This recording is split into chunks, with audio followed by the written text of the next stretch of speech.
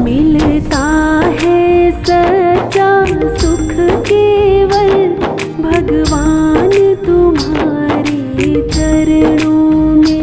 मिलता है सच्चा सुख केवल भगवान।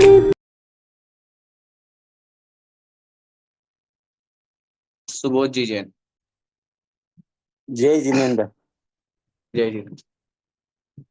अभी मैं आज के जो ये आपका जो प्रवचन था उसी संदर्भ में मैं आपसे, मेरे मन में एक सवाल उठता है कि मान लो कोई जो जिनको आगम के धर्म में क्या लिखा हुआ है या उसके बारे में ज़्यादा जानकारी नहीं हो, और वो फिर कैसे डिसाइड करे कि कुधर्म क्या है, कुदेव क्या है, कुगुरु कौन है। ये एक थोड़ा मन में सवाल उठता रहता है, क्योंकि आदमी को एक तो क्या, जो पूरा धर्म का जानकार हो वो तो आइडेंटिफाई कर सकता है कि अब ये कुलदेव है या कुदेव है या कुगुरु है। बट जो धर्म के बारे में ज्यादा जानता नहीं हो, नया नया सीखा हो जैन धर्म, या नए मतलब उसमें एकदम ज्ञान के मामले में बालक ही अगर हो, तो वो उसके लिए एक डिफिकल्ट सिचुएशन हो जाता है। मेरी जो समझ में, हो सकता है मैं गलत हूँ, कि वो फिर कैसे आइडेंटिफाई करे कि ये, या किसको फॉलो करे। आपका प्रश्न है बहुत वाजिब है, लेकिन उसके उत्तर, आपके प्रश्न में उत्तर छिपा हुआ है। यही तो हमारी सबसे बड़ी अज्ञानता है कि हम जानते नहीं हैं। क्यों नहीं जानते? क्या दुनिया के बारे में हम नहीं जानते? क्या हमने दुनिया की पढ़ाई नहीं करी? हमने सीए कर लिया, हमने इंजीनियरिंग कर लिया, हमने आर्किटेक्ट कर लिया, हमने बिजनेस कर लिया, हमने शादी कर ली, हमने बच्चे पैदा कर लिए, हमने उनकी शादी कर दी। हम लोक व्यवहार की सारी बातें जानते हैं। हम लोक नीति के सारे गुण जानते हैं। हम भारत से दुबई जाना आना जानते हैं। हम टिकट कैसे बनता है वो जानते हैं। हम पैसा क्या होता है, रुपया क्या होता है वो जानते हैं। हम दिरहम क्या होता है ये जानते हैं। हम डॉलर क्या होता है ये जानते हैं। जब दुनिया की सब चीजें जानते हैं तो धर्म क्यों नहीं जानते? यही तो कमी है। उसी को तो ठीक करने के लिए पिछले 3 साल से अपना मिशन चल रहा है। यही तो बैठ करके अपन क्या कर रहे हैं, यही तो जानना जरूरी है। अब तक नहीं जान पाए कोई बात नहीं, लेकिन अब अपन को जानना चाहिए। और आप जो कह रहे हो कि जो नहीं जान पाता है उसके लिए ये सबसे बड़ी समस्या होती है, और होगी, डेफिनेटली होगी।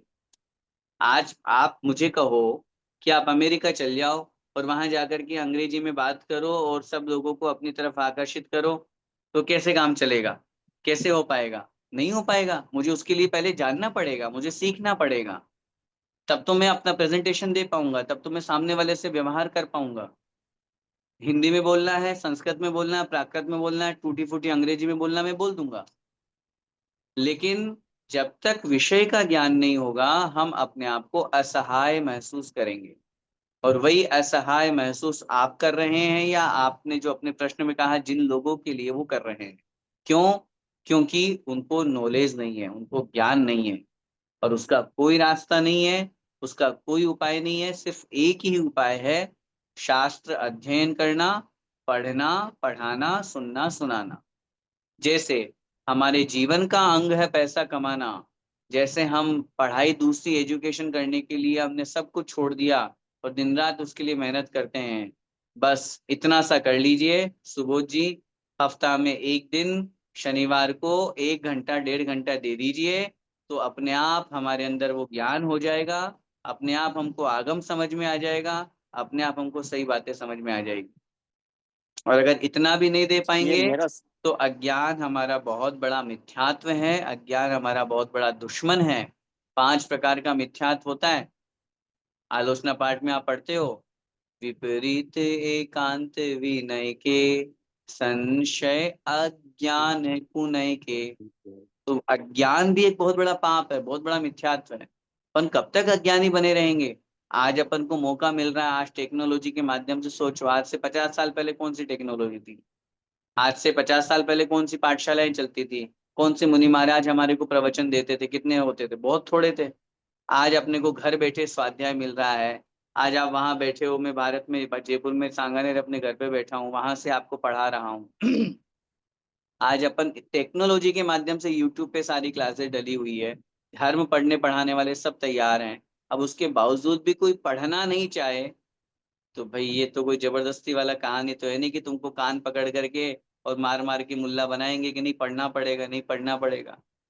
तो ये तो सुविधाएं आज मिल रही हैं, अपन को इनका लाभ पूरा लेकर के और अपना ज्ञान बढ़ाना चाहिए, अपने को आगम पढ़ना चाहिए, तभी अपन जान पाएंगे सही क्या है, गलत क्या है, कुदेव क्या है, सच्चे देव क्या है। ये कोई बताने वाला नहीं आएगा। व्यवहार की दृष्टि से तो सब बराबर ही कहेंगे, अरे हाँ हाँ मेरे लिए तो सब बराबर है, लेकिन जब तक हम पढ़ेंगे सुनेंगे नहीं तब तक हमें इसका नॉलेज नहीं होगा। इसलिए आपके प्रश्न के उत्तर में यही कहूंगा, इसका समाधान यही है स्वाध्याय करें, स्वयं भी करें, दूसरों को भी कराएं। दिन भर टाइम नहीं मिल पाता, 5 मिनट 10 मिनट का समय निकालें। पूरे दिन नहीं निकल पाता, हफ्ता में एक दिन का टाइम निकालें। इतना तो टाइम अगर हम निकाल सकते हैं अपने आप के लिए, दूसरों के लिए नहीं किसी और को समझाने के लिए नहीं, खुद के लिए। और मैंने तो पहले भी किसी प्रसंग में कहा था, ये भूल जाइए आप सब लोग कि मैं आप लोगों को पढ़ाने के लिए यहाँ पर मेहनत करता हूँ। मैं तो अपने 1.5 घंटा 2 घंटा शुभोपयोग में लगाने के लिए मेहनत करता हूँ।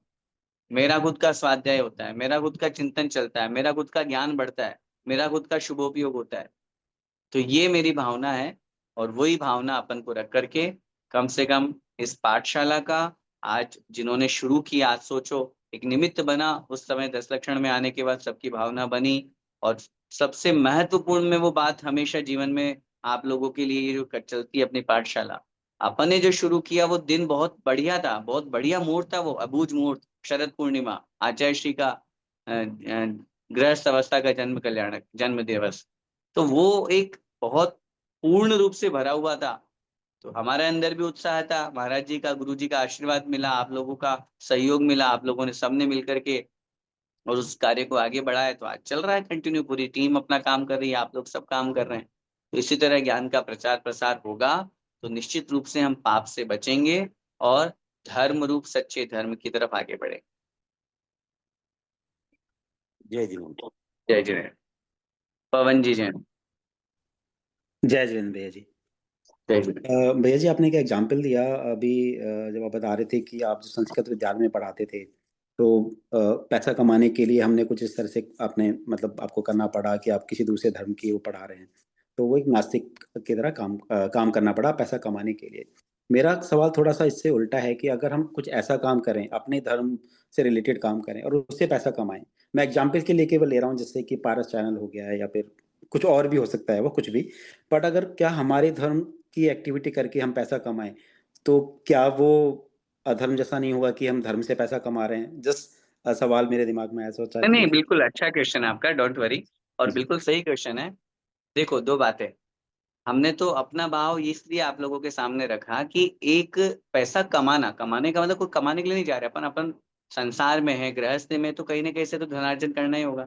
जी आज आप बिल्कुल। भारत छोड़ करके वहां गए, दुबई गए, वहां रह रहे हो, सब काम कर रहे हो, तो अब उस दृष्टि में वहां लोगों की जी हुजूरी भी करनी पड़ती है। अगर अपन सर्विस में है तो वहाँ कोई किसी तरह का कोई गवर्नमेंट का कोई फैसला होता है, या किसी तरह का, क्योंकि आप भी जानते हो कि पूरी अरेबियन कंट्री है, तो वहाँ किस किस तरह से आपको सब दिक्कतें झेलनी पड़ती है। तो वहाँ सिर भी झुकाना पड़ता है, सारी चीजें करनी पड़ती है। तो किसके पीछे कर रहे हैं अपन? एक ही तो उद्देश्य, बस पैसे के पैसा बिना कमाना। देखो। तो हमारे मन में ये भाव है कि अरे दुनिया में पैसा तो सभी कमा रहा है, कोई पढ़ने वाला कमा रहा है, कोई पढ़ाने वाला हम्म, कमा रहा है, कोई बिजनेस वाला कमा रहा है। तो उस समय इतनी सी थॉट मन में आई कि यार मेरे को ये क्यों, गवर्नमेंट सैलरी क्यों देगी मेरे को? पढ़ाने की तो देगी ना, और पढ़ाने का जो सिलेबस गवर्नमेंट ने बनाया है मुझे वही पढ़ाना पड़ेगा, खुद का मैं पढ़ा नहीं सकता। तो वो मन में भाव आया। तो वो भाव से दूर होने के लिए, या दूर हो भी गया, वो कहाँ से हुआ, कैसे गुरुजी का आशीर्वाद मिला, उसकी कहानी लंबी है, फिर बाद में सुनाऊंगा। वो तो मैं अपना सौभाग्य और मानता हूँ, ठीक है, जहां से छूटे सो बढ़िया है। अब रही बात की धर्म के नाम पर पैसा कमाना, ये पूर्ण रूप से गलत है। मैं इसको कहीं एग्री नहीं कर रहा हूँ, कि कहीं पक्ष नहीं ले रहा हूँ कि धर्म के नाम पर हमको पैसा कमाना चाहिए, लेकिन धर्म करते हुए यदि पैसा आ रहा है तो दोनों में बहुत अंतर है। जी धर्म करते हुए, जैसे, रिपीट करूंगा बात को, शास्त्रों के अनुसार बोल रहा हूं, जैसे सांसारिक भोगों के लिए धर्म नहीं करना। अपन पूजा करते हैं, व्रत उपवास करते हैं, अपन को क्या कहा जाता है? उपवास क्यों करना? कर्म क्षयार्थम तप्यते इति तप है, कर्मों का नाश करने के लिए तप करो। मुझे बहुरूप में विद्या सिद्ध हो जाए, जैसे रावण ने किया, वो गलत किया। क्यों? क्योंकि उसने लक्ष्य क्या बनाया? मुझे बहुरूप में विद्या सिद्ध हो जाए। तब तो उसने भी किया, कठोर साधना करी, व्रत उपवास किए, एक जगह पे खड़े रह करके साधना करी, लेकिन उसका लक्ष्य गलत था। तो हमारे धर्म में जैसे लिखा हुआ है कि व्रत उपवास या धर्म जो है किसके लिए कर रहे हैं, सांसारिक भोगों के लिए, तो ये गलत हो जाएगा। लेकिन व्रत उपवास के प्रभाव से सांसारिक भोग अपने आप मिल जाते हैं, अपने आप मिल जाते हैं, मांगने की जरूरत नहीं पड़ती। तो वही भाव यहाँ पे लेके आओ। धर्म क्यों करना? धर्म पैसा कमाने के लिए नहीं करना। पैसा कमाने के लिए अगर कोई धर्म कर रहा है तो वो बहुत बड़ा पाप कर रहा है। लेकिन धर्म करते हुए यदि उसकी आजीविका चल रही है, यदि कोई उसे पैसा दे रहा है, सम्मान कर रहा है, तो वो उसके लिए सबसे अच्छी चीज है, सबसे अच्छा उसका जीवन का आजीविका है। कि दुनिया के लोग तो कितना पाप करके और पैसा कमाते हैं, उसे तो सौभाग्यशाली समझना चाहिए अपने आप को कि पाप भी नहीं हो रहा, धर्म का प्रचार प्रसार भी हो रहा है और जीवन बड़ा आनंददायी चल रहा है। एक बार किसी प्रसंग पर पूज्य गुरुदेव सुधा सागर जी महाराज जी से किसी ने प्रश्न किया कि महाराज जी, ये जो पंडित लोग होते हैं, ये जो विद्वान होते हैं, ये पैसे मांगते हैं, पैसे लेते हैं, तो ये तो धर्म को बेचना हुआ। तो महाराज जी ने बहुत स्पष्ट बोला था, वो शब्द अभी भी मेरे कान में है। और मैं जिस लाइन में हूँ, मेरे मन में शुरुआत में मेरे मन में भी आया था। और ये जो गवर्नमेंट सर्विस मैंने हासिल की, उसके पीछे भी मेरा एक राज था, एक उद्देश्य था कि जब मुझे गवर्नमेंट से पैसा मिलेगा तो मैं सैलरी नहीं लूंगा, मैं कहीं से पैसा नहीं लूंगा, मैं निस्वार्थ भाव से करूंगा, ताकि मेरे मन में किसी तरह का ये भाव नहीं रहे कि यार मैं पैसा कमा रहा हूँ। तो महाराज जी ने एक बहुत अच्छी बात कही। महाराज जी ने कहा, पैसा जीवन में कभी मांगना नहीं, और कोई भेंट स्वरूप दे तो छोड़ना नहीं। छोड़ना नहीं का मतलब स्वीकार करना, ये सामने वाले का एक सम्मान स्वीकार करना। ये आपका सम्मान नहीं, ये माँ जिनवाणी का सम्मान है, ये सरस्वती का सम्मान है। तो मांगना का तात्पर्य ये, आप डिमांड करो, नहीं साहब मुझे तो इतने रुपए दोगे तो मैं विधान कराऊंगा, मुझे तो इतने रुपए दोगे तो मैं प्रवचन करने आऊंगा, मुझे तो इतने रुपए दोगे तब तो मैं आपके यहाँ पे ये कार्यक्रम करूंगा। ये हो गए मांग, ये हो गई डिमांड, ये आपने जिनवाणी को बेच दिया। ये जिनवाणी को भी, और बहुत स्पष्ट, मैं तो अपने बच्चों को बोलता हूँ यहाँ पे। आज 12-15 साल से मैं यहाँ पढ़ा रहा हूँ, 2004 से मैं पढ़ रहा हूँ, 20 साल हो गए हैं, 21 साल। मैं हमेशा अपने जीवन में मैंने उस लक्ष्य को बनाया है। मैं आपके सामने कहूंगा, प्रशंसा नहीं कर रहा हूँ, लेकिन आपके सामने इस बात को कहूंगा टचवुड करते हुए कि मैंने अपने जीवन में आज तक कभी एक पैसे की डिमांड नहीं करी, मांग नहीं करी। आपको सम्मान स्वरूप जो देना है स्वीकार है, कोई आपत्ति नहीं है, घर में कोई कमी नहीं है, बड़े भैया हैं, पिताजी हैं, व्यापार है, सब अच्छा चल रहा है, सब व्यवस्थाएं अच्छी है, और संतुष्टि जीवन में सबसे बड़ी खुश है, सबसे बड़ा सुख है। तो जो मिल रहा है स्वीकार है। हमने जिस दिन मांगा, इवन आप तो अपनी बात करो, पर्सनल बोल रहा हूं मैं, ये वीडियो अगर रिकॉर्डिंग हो रहा हो तो भले आप इसको शेयर करो, नहीं करो, नहीं करना चाहिए, पर्सनल बात है। हम जहाँ काम कर रहे हैं, हमने तो अपनी सैलरी की आज तक कभी डिमांड की बात भी नहीं करी।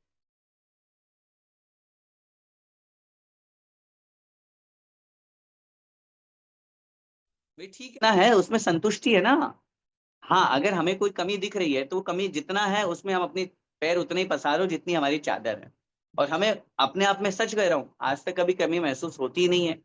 सब लोगों के माध्यम से कहीं ना कहीं से वो पूर्ति हो जाती है। तो कहने का भाव यही है।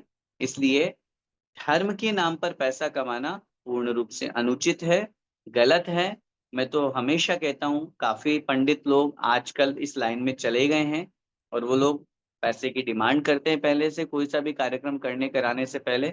मेरा उनके प्रति बहुत आदर भाव के साथ में यही निवेदन है, धर्म को पैसों से मत तोलिए। क्योंकि मैंने ऐसे ऐसे लोग भी देखे हैं, सामने वाले ने कहा भैया जी हमारी इतनी शक्ति नहीं है, आप इतने रुपए ले लो और हमारा विधान करा दो।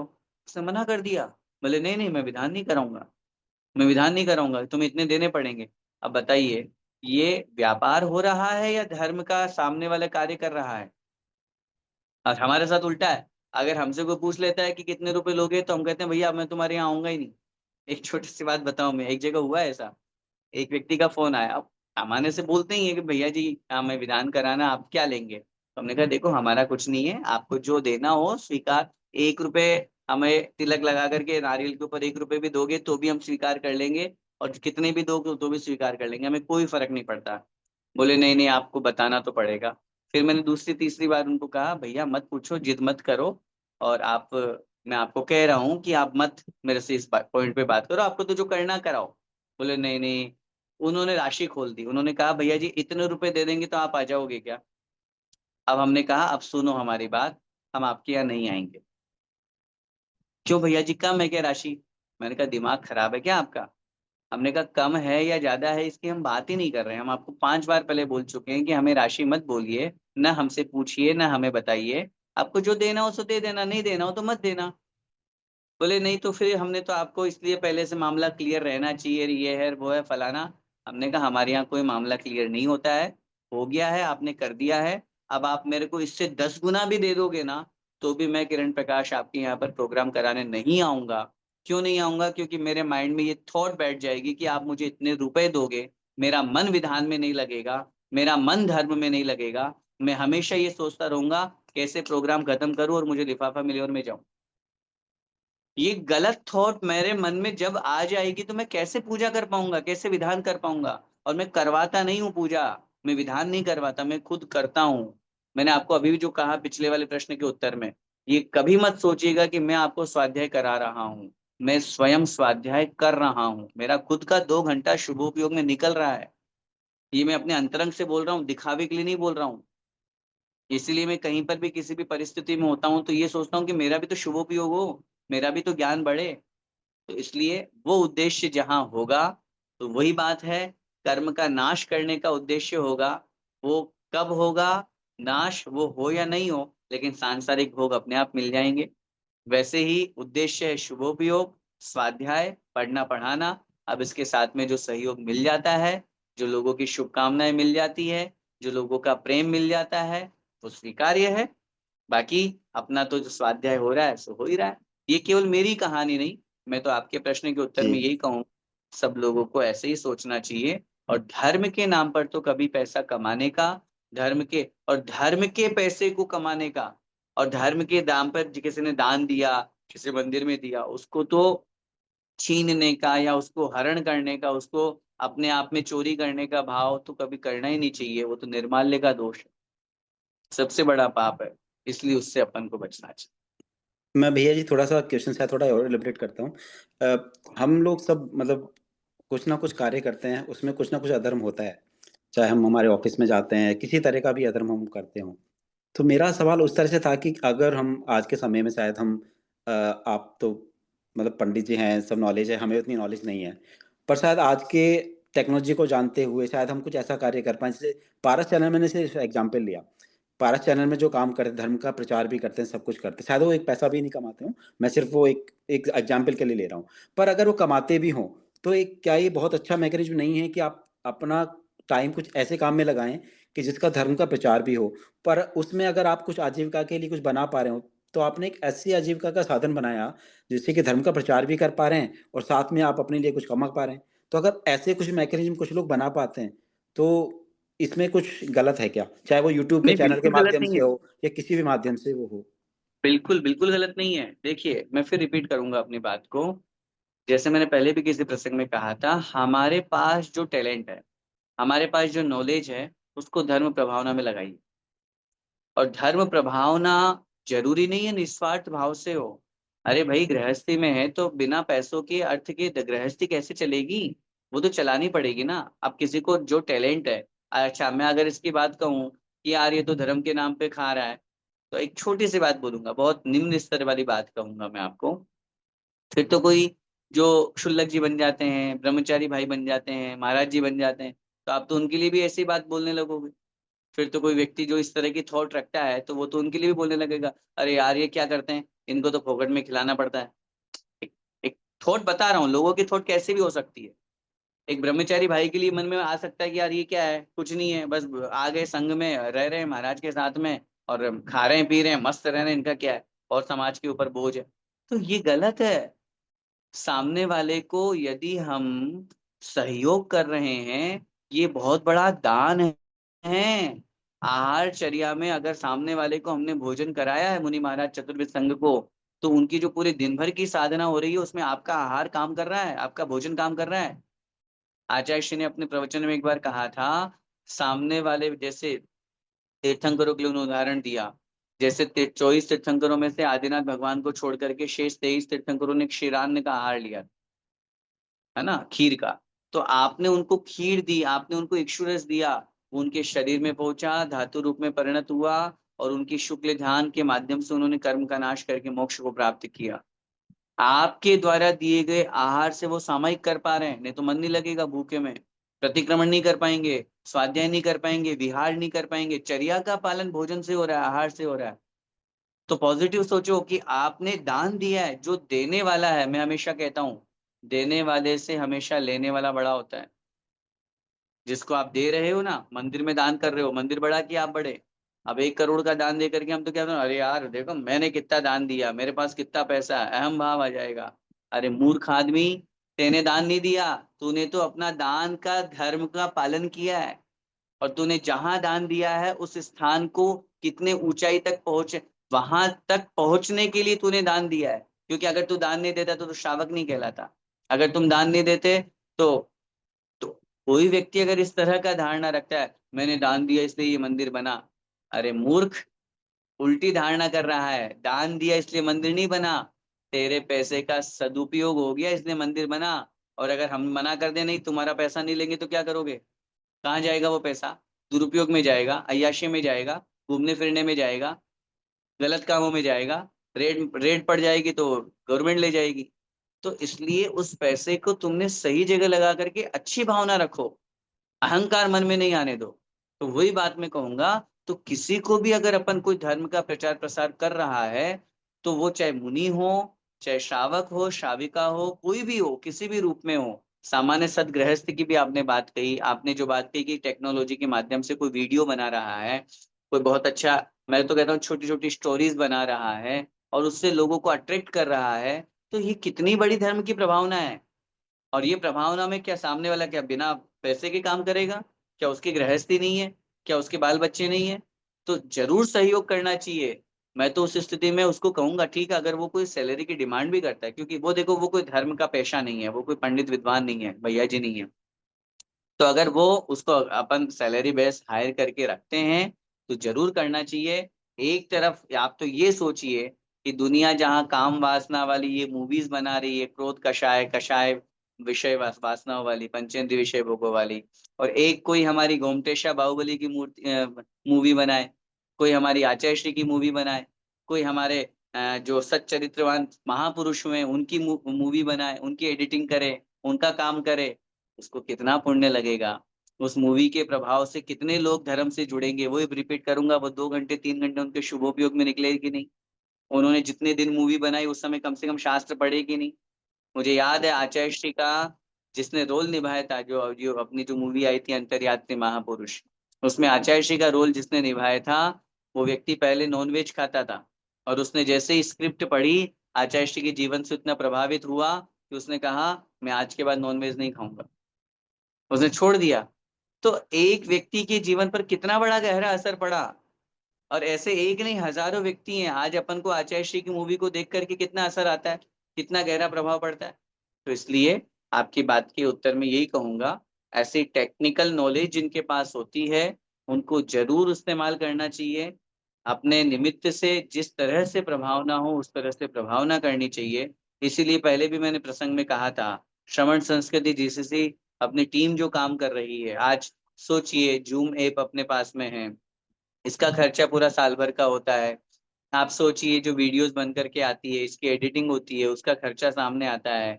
आज सारी चीजें हैं तो कहीं ना कहीं खर्चे तो सब जगह होते हैं। तो वो कैसे चलेगा? वो सबके सहयोग से चलेगा। ये भी ज्ञानदान का एक रूप है। जिनवाणी चैनल है, पारस चैनल है, अपन इसमें प्रोग्राम का प्रचार प्रसार करते हैं। महाराज जी कहते हैं अब मैंने तो यहाँ प्रवचन दे दिया, कितने लोगों ने सुना? 150 200 लोगों ने सुना जो वहां पे सामने बैठे थे।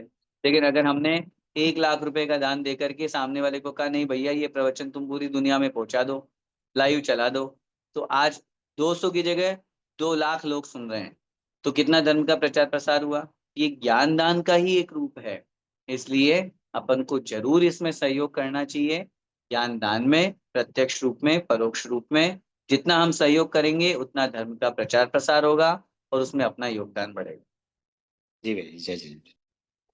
जय श्री।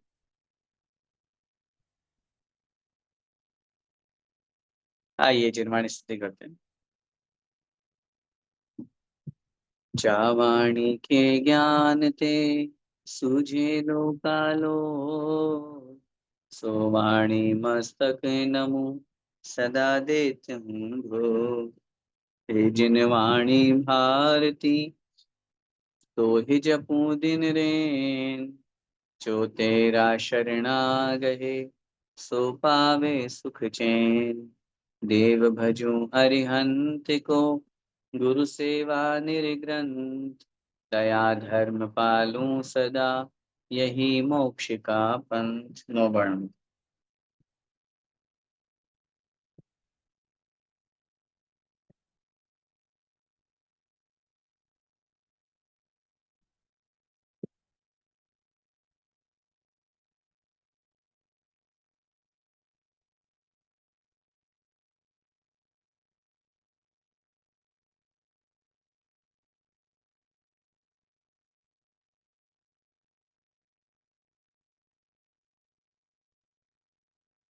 द्वादशांग में जिनवाणी माता की जय हो।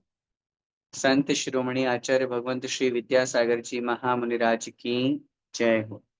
अभिनवाचार्य श्री समय सागर जी महाराज की जय हो। पूज्य जय हो। गुरुदेव मुनि प्रमुख श्री सुधा सागर जी महाराज की जय हो। जय हो। अढ़ाई पीपस्त समस्त महामुनिराजों की जय। जय हो। सभी को जय जिनेन्द्र। जय जिनेन्द्र। जय जय।